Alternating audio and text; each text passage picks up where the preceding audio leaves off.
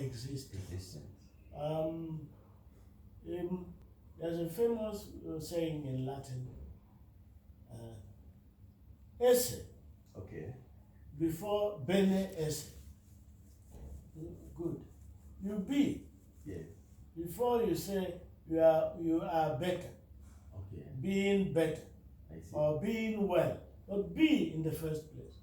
You must be first. So the be is the standpoint, that's from where? That's the alpha.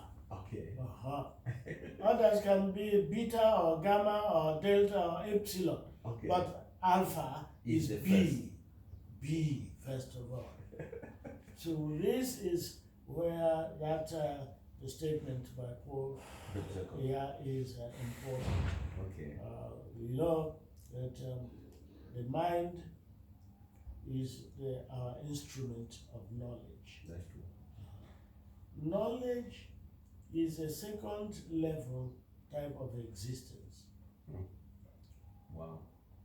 This is interesting. Yes. So knowledge is another existence. Yeah. The importance of having knowledge. Exactly. A level of existence. Yes. Because this Yes. exists. This exists. But it has no knowledge. A plant exists. But it has no knowledge. Animals exist. Now we can debate. Yes. Some of them seem to know something. A dog recognizes its owner, master. and that is a level of knowledge. Although he may not be able to add 2 plus 2 equal to 4. But a monkey might be able to do it. Okay. You know that? Yes, very intelligent. Okay. So we can debate the levels of knowledge in those things. But first of all, there are. And then that's why we say there is inorganic and there is organic being. I see. Okay. Yeah. Already at the level of science. Then when we are talking about humanistic, yes, science and information, to be human is quite a different. Okay. It's a very different complicated level. That is why when someone is sick, yes, and is less of a human being, but if he is sick in the mind, he seems to go away from what you expect of a human being. So it's a terrible thing. Yeah, an insult to humanity. Because the intelligence is an important component of who we are. Okay. And that is why I would say that our people have not appreciated their intelligence. Yeah. And they are letting it lie fallow. Okay. You don't know how much it can absorb, how much it can improve their lives by knowing more. To know more is better than to know less. Okay. And the more you know, the more completely human you become. That is important. And you know in education. Yeah. Apart from education, are there other places you can know, or education is the best? Education is a form okay. of a very specialized way of getting knowledge. Okay. We have to admit that compared with other ways, it seems to do better in what it teaches than those who don't use it in what they teach. That's very powerful.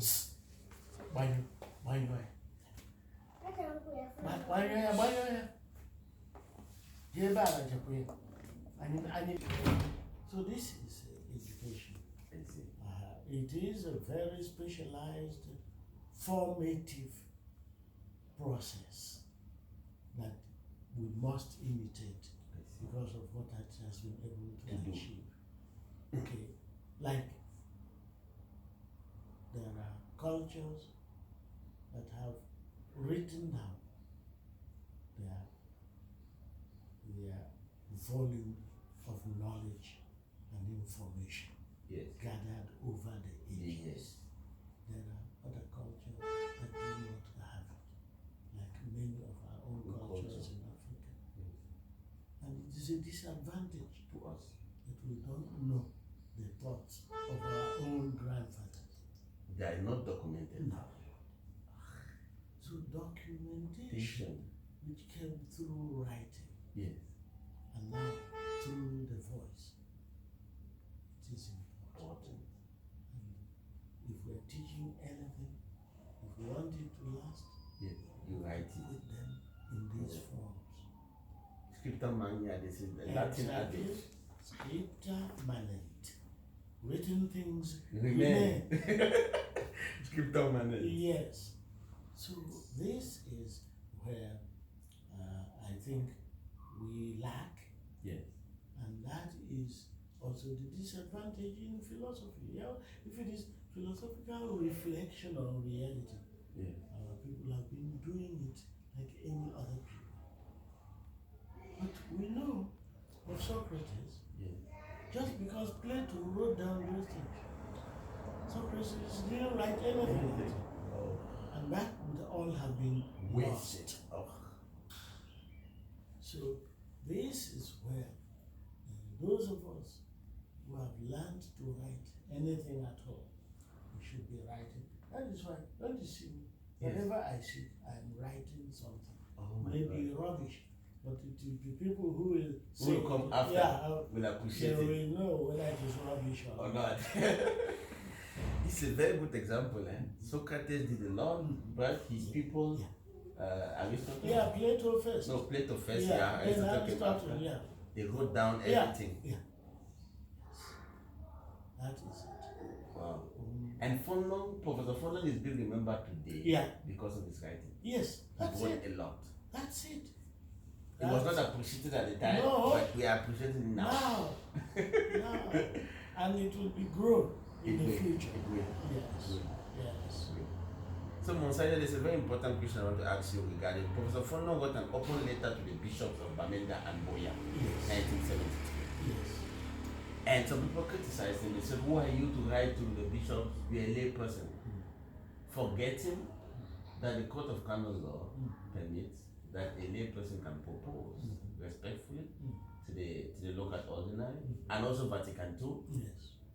Before Vatican II, we had this hierarchy. The people of God were behind, the Pope was in front, but Vatican II changed everything and gave a place for the layperson. Yes. How could you comment on that? Well, you have already said the sentiment that I have on this man. Okay. The church, before Vatican II, and even after. Which you know very well, I wasn't born. No, even after. Okay. There was that movement that started within the Vatican of opening the church to the church itself. That's true. Before that, the church essentially, for many people, was the hierarchy. Popes, archbishops, cardinals. That's it. And we used to say ecclesiology is the study of the ecclesia, of the church. Yes. In those days, we used to say that ecclesiology was hierarchiology.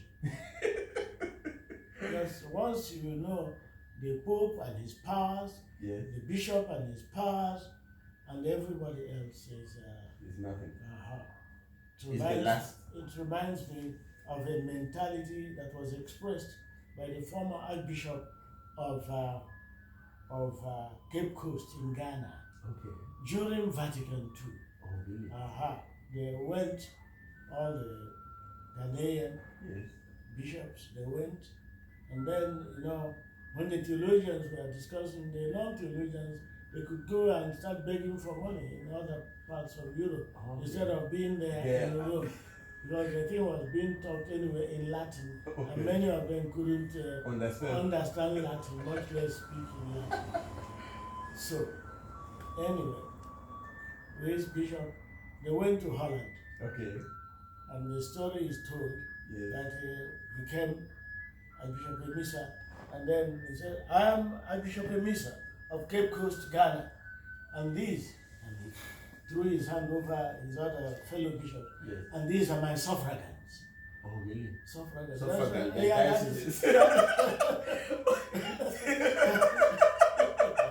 Like that. Oh my God. They had no personality of their own. They had no diocese of their own. But they were his suffragans. Like his household.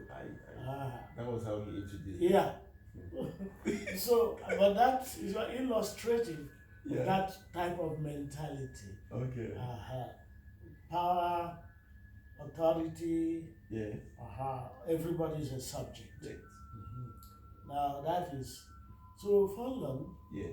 First of all, I'm sure he must have been first of all encouraged by the fact that the bishops he was writing to were his own people. And they knew him, and they would not misunderstand him. And what he said was coming also from the abundance of his own experience. This man was a person who was nearly ordained to deacon. Exactly. So he knew the topic. Yeah. It's about similar information. Yeah. And why is it? I mean, they shouldn't ask Verdzikov and Awa. Yes. They should ask them, did you feel insulted? Exactly. That no, they were so happy about it. Yes, and of the course. response was worldwide.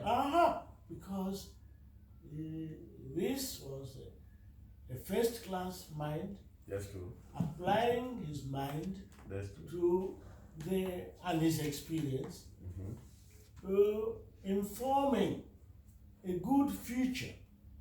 All his best wishes, he was expressing them for his newly created dioceses and being manned by people he knew and who would really take his word as advice. That's true. And it was informed advice. No, it was. It was. So, obviously, those making that criticism, you can understand also. You have to excuse them for the ignorance, not knowing. That's true. I think both the bishop and Fonlon would understand. Fonlon himself, I don't think that would be the biggest shock he ever got in his life. No. The biggest was when he was actually. Someone said apart from that, there were laudatory comments that came from bishops in Cameroon and Nigeria. Okay. The 5 bishops of the governing board of the major seminary in Peramiho, that's in Tanzania, expressed complete agreement with the essential contents of the open letter. Okay. And asked for more copies for their clergy and seminaries. Okay. The rector of the Pontifical College of St. Peter and Apostle, or St. Peter the Apostle in Rome, Father Matthias Schneider and SVT, I knew him. Okay. Declared that there was a lot in the letter which should be listened by the rectors of the seminaries or by the bishops of other countries. Good.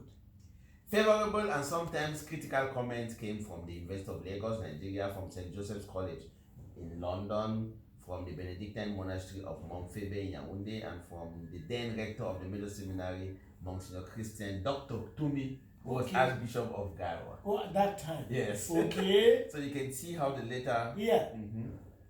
So few challenged his credentials for expressing his mind on the subject. Thought there was no lack of those who challenged the right of the laity to make such an address. So I see. It was a powerful. I'll make sure I get that address and send yes, you. Yes. That open letter. That open letter. Yes. Yes. So it was a very powerful letter in which Bernard pleaded for two essential qualities in all who would pass through the new major seminary. Okay. Namely, saintliness and learning. That's all. That's another way of saying Bishop Okere also wrote he calls it the two wings of the priesthood. Okay. Saintliness and learning. That's all. Okay. There's nothing more. No. Yeah, you don't need to be a giant like Clementine said. Okay. or handsome. Or handsome. You don't need to be. Okay. But those, once you have those, you have the essential ingredients to get a good disciple of Christ who can be part. Saintliness alone can make up a good monk in the monastery. Yes. He doesn't need any education. And there are many congregations of sisterhoods of enclosed nuns who don't go into any learning at all. Any academy. Okay? Yes. In fact, we have one here in where the Carmelites are. Yes. And then Bishop, maybe we used to call it the powerhouse. Okay. Prayer powerhouse. Yes. But you wouldn't ask them to write an article. Write an essay on any issue or defend the cult of the Virgin before the skeptics in the world. I see. It is not their job. No. They are not trained for that. Okay. But as a priest, you will need those things. Okay. That is why the seminary has been conceived since the Council of Trent. As is. But before that, the seminary was a learned priest's house. They used to send the seminarians to learned priests. Exactly. Who would teach them. You will know. Yes. Live with them. Exactly. So it is not anything goes type of thing. And learning is absolutely important. And learning means, first of all, having good material to start. Exactly. Not everybody who wants to be a priest can be a priest. So, some people, somebody said that he came to be a priest. When he left the priesthood, he said that he really came to be a priest because of his mother. He came with his mother's vocation. The mother forced him. Yeah. Can you imagine? Yeah. And he was there in the seminary. Exactly. Yeah. Now, but the priesthood is a tough thing where you have to really be in the place of Christ. Alter Christus. And then in a world that is so complicated. Yes. Jesus did not have it easy. No, he didn't. I mean, you look at all the tricks that the Pharisees and the scribes. And the scribes and the Pharisees. And questions. Yeah. He had to be learned. And then the chief priests themselves. So you need to know your stuff. Okay. And then, and that is why the seminaries have been instituted. Okay. And that is what he's saying there. You get seminarians who can learn, and disposed to learn. Then you get teachers who are disposed to teach, who can teach, disposed to teach, and have also the human saintly qualities, Christian qualities that will inspire those people so that they learn not only algebra and arithmetic or philosophy or theology, but also the way of being a Christian. That must be learned. The exemplary life as a Christian. By looking at those who live it. That is, the people in the seminary, the canon law insists that the bishop can only send to the seminary as formators the apple of his eye. Wow. As priests. Not anybody. Not anybody. No, they have a great place. The priests inspire the Yeah. others. Like Fonlon was inspired by his priest father. Yes. Kennedy. So that is what he was helping the bishops To understand. to understand and to see how they could implement it, because times were changing and changed even from the time of his letter. Exactly. Times Have changed. 1973 Yeah. to 2020. Yeah, many youth are unteachable. Oh, that's unfortunate. Mm. So to conclude, Monsignor, there's another important thing in the letter, which we are going to conclude. In his open letter, as to the first requirement, saintliness, he argued forcefully for discipline and poverty in the life of every priest. This is what he says. In a world that is rank and rotten with materialism, where hedonism is the principal philosophy, where luxury is the summum bonum, there is a crying need for dedicated souls who will go to the other extreme and espouse the spirit of genuine religion, the spirit of poverty, the spirit of abstemiousness, in order to wage war against the outlodge of materialist godlessness.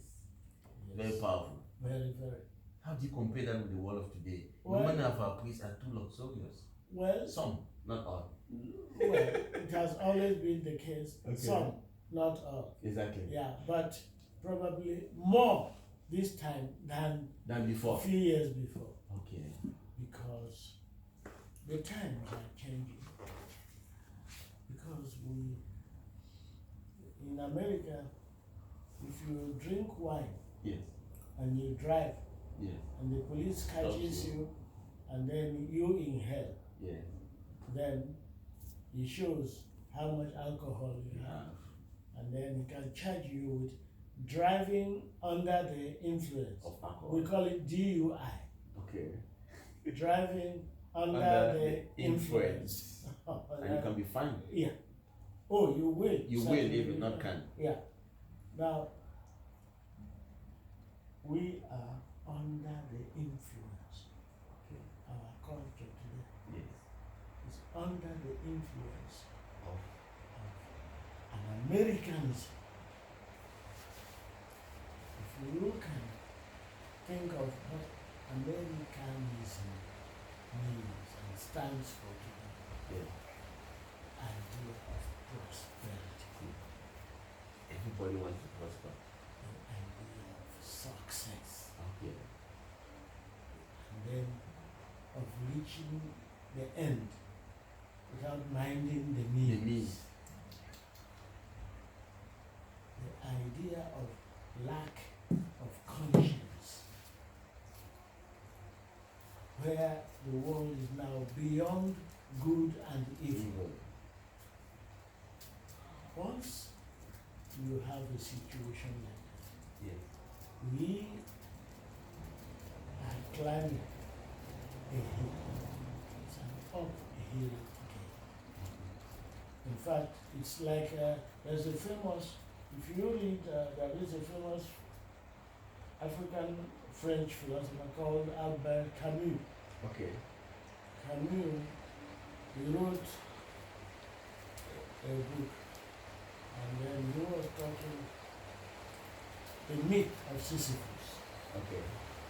Now, Sisyphus was the man who revealed fire to humanity. Okay. And that is divulging the secret of the gods. Wow. So for doing that, because then from that man learned a lot, or even to be like gods. So the god, Zeus, the chief god, they punished him. For doing that? Yeah. He told him to carry a big stone up here. Okay. And then he struggled, like Hercules. And then when he comes there, then the thing will flip and then come down. And then he will start again. So an endless struggle. So that is where we seem to have landed. The more we try, the more materialism, because that summarizes a lot, as he did here. Yes. That summarizes a lot. That is the environment, that's the world we are living in, the world of materialism, where even greed has grown even more among poor people than among rich people. If someone has a baby, he wants to be a millionaire.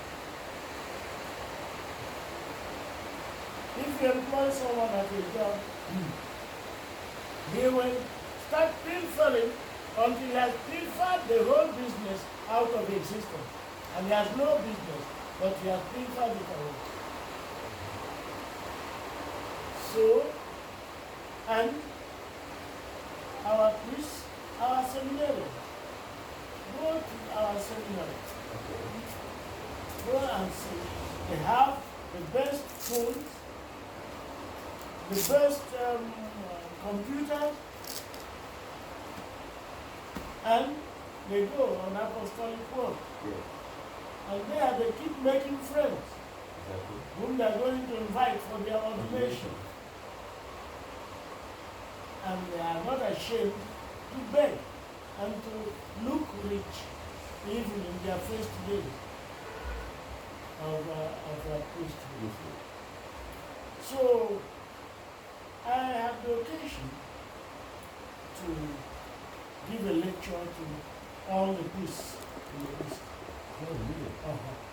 On the growing materialism among our priests. I think it's published. Okay, by the way, that's the book you are putting. That's the summary of many of my things. Oh, really? Okere in his own words. Wow, that's really a Bible. Yeah, that's the two volumes. Wow. This is interesting. Can I do it? Yeah. This is interesting. Where was it published, Monsignor? It was published in the US. Wow. This was world excellent. So this is the book? Yeah. Okay. Oh my God. Yes. This is interesting. Can it be gotten online? Yes. Okay. Yes. I will obviously get a copy. Get it from by Ugorji. The same person that cited. Yeah, they were the people who put it together and put it forward. This is excellent. This is original printing. Yes. Wow. Congratulations. Well, thank you. So this is our Monsignor. He's in his own words in 2 volumes. There's another volume there. He has really done a good work, and I'm very happy this has been written down. It's important that they have been written down so that our future generation can read it and learn something from it. Yes. So, Monsieur Theophilus, I would like to thank you sincerely for having given your time for this interview. We've learned a lot, and those who listen to it will learn a lot about the relationship between our bishop in Cameroon in those days, about the legacy of Professor Fonlon, and we hope to learn from it and be an example. Yes. To conclude, I can't believe you're 85 years old. Well, what is the secret? Any secret you'll have to ask God yourself. But I don't know. God has been great. He has. But I think you have cooperated with God. Well, maybe. I think you are disciplined. We do that. Okay. That's part of what seminary training also has given us. Okay. The regularity in your life. Okay. And also, philosophy as my area of competence. Okay. Yeah, because I have developed a philosophical attitude. So, not to be